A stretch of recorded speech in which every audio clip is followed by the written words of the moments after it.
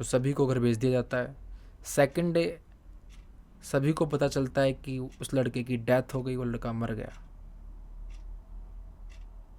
उस लड़के को का दाह संस्कार किया जाता है। घर पहुंचते हैं। घर पहुंचने के कुछ ही घंटों के अंदर वो जो छोटा भाई था उसकी भी हालत ख़राब हो जाती है।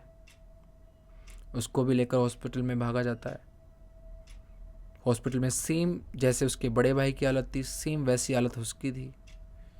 तो पेरेंट्स थोड़े से गंभीर होते हैं इस चीज़ को देखकर कि शायद हो सकता है। हेलो फ्रेंड्स, मेरा नाम है राहुल मिश्रा।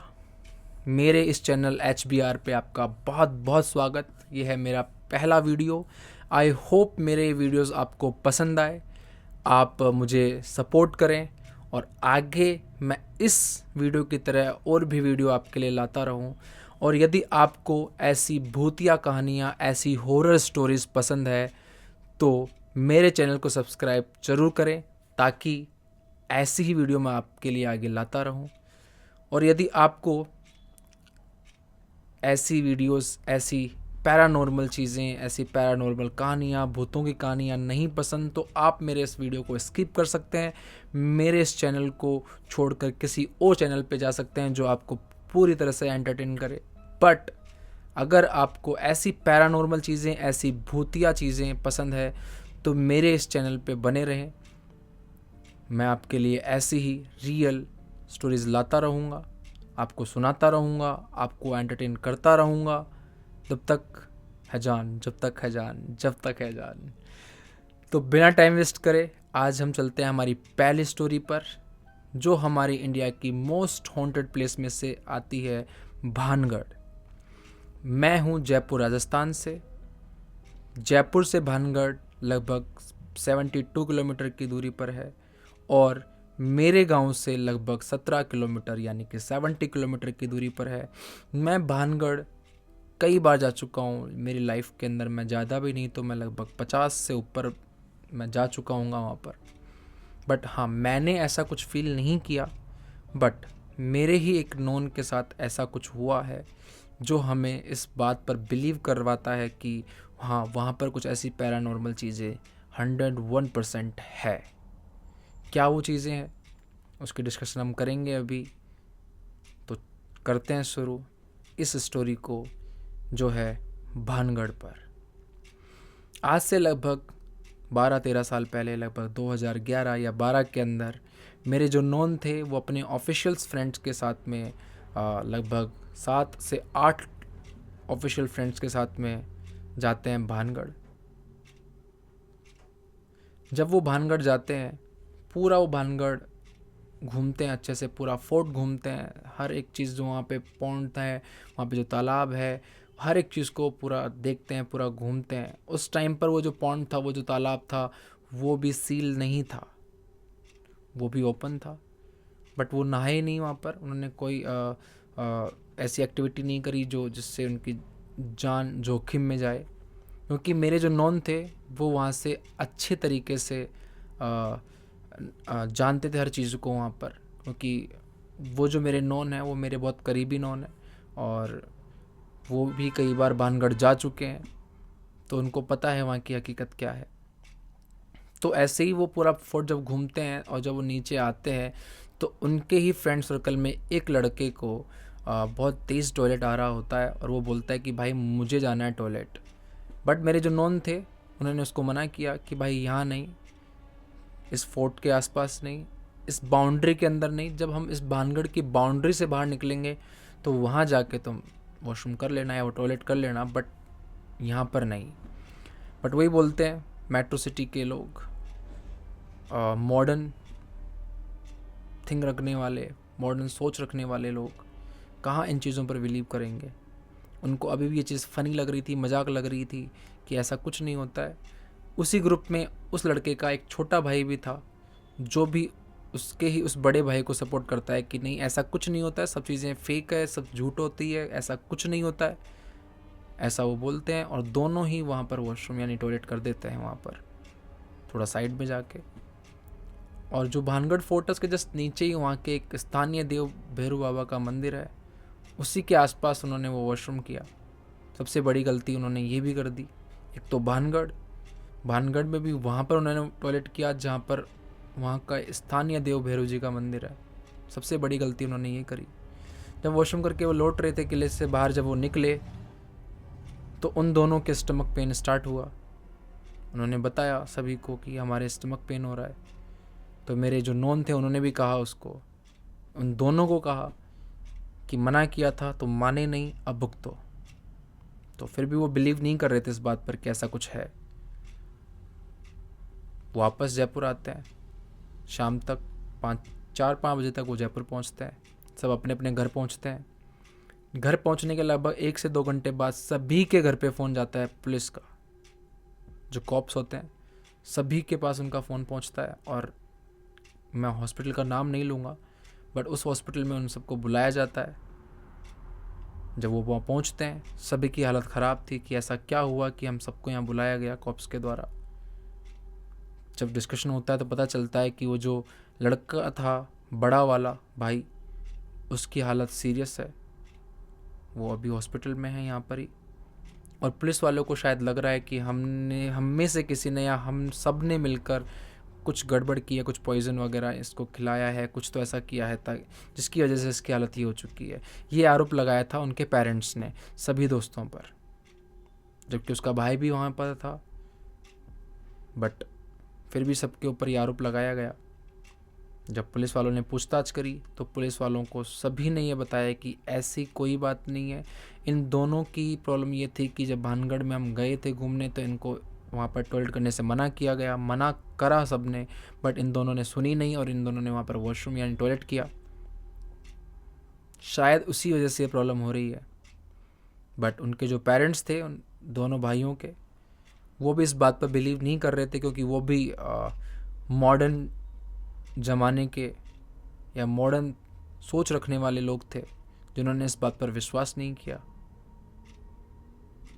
तो पुलिस वालों के कई बार कहने पर उन सभी लड़कों ने ये कहा कि अगर आपको हमारी बात पर विश्वास नहीं है तो रिपोर्ट अभी थोड़े टाइम में आ जाएगी। रिपोर्ट में सब पता चल जाएगा कि पॉइज़न दिया है या क्या दिया है, सब कुछ हम यहीं पर हैं। जो भी होगा हम सब भुगतने को तैयार हैं। कुछ देर बाद रिपोर्ट आती है। रिपोर्ट में सब नॉर्मल। डॉक्टर भी हैरान कि क्या है, रिपोर्ट में कुछ नहीं है और बच्चे की जो हालत है वो बहुत ज़्यादा सीरियस है। क्या हुआ किसी को नहीं पता, क्या हो रहा है डॉक्टर्स को भी नहीं पता, क्या प्रॉब्लम हो रही है, क्योंकि रिपोर्ट सब नॉर्मल है। रिपोर्ट को देखकर पुलिस वाले कॉप्स जो थे सभी लड़कों को छोड़ते हैं, क्योंकि ऐसी कुछ उसके अंदर रिपोर्ट में ऐसा कुछ आया नहीं था पॉइज़न के बारे में, या ऐसा कुछ था नहीं जो उन लड़कों पर शक करवाए। तो सभी को घर भेज दिया जाता है। सेकंड डे सभी को पता चलता है कि उस लड़के की डेथ हो गई, वो लड़का मर गया। उस लड़के को का दाह संस्कार किया जाता है। घर पहुंचते हैं। घर पहुंचने के कुछ ही घंटों के अंदर वो जो छोटा भाई था उसकी भी हालत ख़राब हो जाती है। उसको भी लेकर हॉस्पिटल में भागा जाता है। हॉस्पिटल में सेम जैसे उसके बड़े भाई की हालत थी, सेम वैसी हालत उसकी थी। तो पेरेंट्स थोड़े से गंभीर होते हैं इस चीज़ को देखकर कि शायद हो सकता है कि ये वही प्रॉब्लम हो। और जैसे एक कहावत है, मरता क्या नहीं करता, तो वैसे ही कोई सजेशन देता है उनको कि ऐसे ऐसी जगह पर बाबा है, हमें वहाँ चलना चाहिए, दिखाना चाहिए, क्या पता कुछ सॉल्यूशन निकल जाए इस बात का। क्योंकि डॉक्टर्स तो इस बीमारी को पकड़ नहीं पा रहे हैं, क्योंकि रिपोर्ट सारी नॉर्मल आ रही है इसकी भी। वो जाते हैं इस बाबा के पास में, बाबा सेम चीज़ बताते हैं कि ऐसे ऐसे भानगढ़ गया था, ऐसे ऐसे इसने वहाँ पर ऐसा किया, तुम्हारा बड़ा बेटा मर चुका है और ये भी मर जाएगा अगर टाइम से तुम वहाँ पर नहीं पहुँचे। इसका इलाज वहीं हो पाएगा, मैं इसका इलाज नहीं कर सकता हूँ। तो अगर आपको इसका इलाज चाहिए तो इसको वहीं ले जाइए जहाँ से इसकी शुरुआत हुई। पेरेंट्स उस लड़के को लेकर वापस वहीं भानगढ़ पहुँचते हैं। और भानगढ़ के मेन गेट पे जो एंट्री पॉइंट है वहाँ पर ही एक हनुमान जी का मंदिर है। वहाँ पर उसको ले जाते हैं। वहाँ पर कुछ पंडितों से बातचीत की जाती है, तो उनके कहने पर किसी की बॉडी में कोई जिन आते हैं, तो उन जिन के कहने पर वो उनको कहते हैं कि आप उस स्थान पर जाइए, स्थानीय देव के। वहाँ जाने के बाद आप नाक रगड़िए, माफ़ी मांगिए और राजस्थान को छोड़कर निकल जाइए। वो जाते हैं और माफ़ी मांगते हैं। माफ़ी मांगने के बाद वो राजस्थान को छोड़कर उसी डे या उसके नेक्स्ट डे निकल जाते हैं। और उसके कुछ दिनों बाद, लगभग 1 से 1.5 साल बाद, जो मेरा नॉन था उसकी मेंटल स्थिति ख़राब हो जाती है। उसकी जो मेंटल कंडीशन थी वो बहुत वियर्ड तरह से बिहेव कर रहा था। बहुत चीज़ें बोल रहा था कि ऐसा दिख रहा है, वो दिख रहा है, ये आ रहा है, वो आ रहा है, मुझे मार देंगे, मुझे जान से ख़त्म कर देंगे। ऐसे ऐसे वर्ड्स वो यूज़ करता है। और लगभग आज भी, जो आजकल लगभग 10 से 12 साल हो चुकी है, आज भी उसकी मेंटल स्थिति ख़राब है। उसकी मेंटल कंडीशन ठीक नहीं है आज भी। तो ये थी भानगढ़ की स्टोरी। आई होप आपको ये स्टोरी पसंद आए और आई होप आपको कुछ चीज़ें इसमें सीखने को मिले कि हमें क्या चीज़ करनी चाहिए, क्या चीज़ नहीं करनी चाहिए। चाहे हम बिलीवर हैं या नॉन बिलीवर हैं, हमें किसी भी चीज़ को बिना वजह के छेड़ना नहीं चाहिए, केवल और केवल हवाबाजी दिखाने के लिए कि हम कितने ब्रेव हैं। ये चीज़ें नहीं करनी चाहिए। जिस चीज़ की हमें नॉलेज नहीं हो, उस चीज़ को हमें कभी भी यूज़ करना या उसको परखना नहीं चाहिए उस चीज़ को हमें। मेरा सजेशन यही होगा मेरे सभी व्यूवर्स के लिए, जितना हो सके उतना इन चीज़ों से दूर रहें। हाँ, आपको कुछ चीज़ें विज़िट करनी है, आपको कहीं देखना है, घूमना है, तो बिल्कुल गंभीर होके जाइए, वहाँ घूमिए, आराम से जाकर आइए। बट किसी को चैलेंज करना, किसी पैरानॉर्मल चीज़ों को चैलेंज करना, ये आपके लिए, आपके घर वालों के लिए या आपके साथ जो गया है उसके लिए ठीक नहीं है। एक उन दोनों भाइयों की गलती ने एक खुद की जान ले ली, पूरी फैमिली को परेशान किया, फैमिली को अपना घर बार छोड़ के जाना पड़ा और एक इंसान की मेंटल स्थिति, मेंटल कंडीशन ख़राब हो गई एकमात्र गलती की वजह से। एकमात्र कि ईगो दिखाने के चक्कर में कि भाई कुछ नहीं होता है, मैं हूँ ना, मैं कर दूंगा, मैं ऐसा कर लूँगा। कुछ नहीं होता है।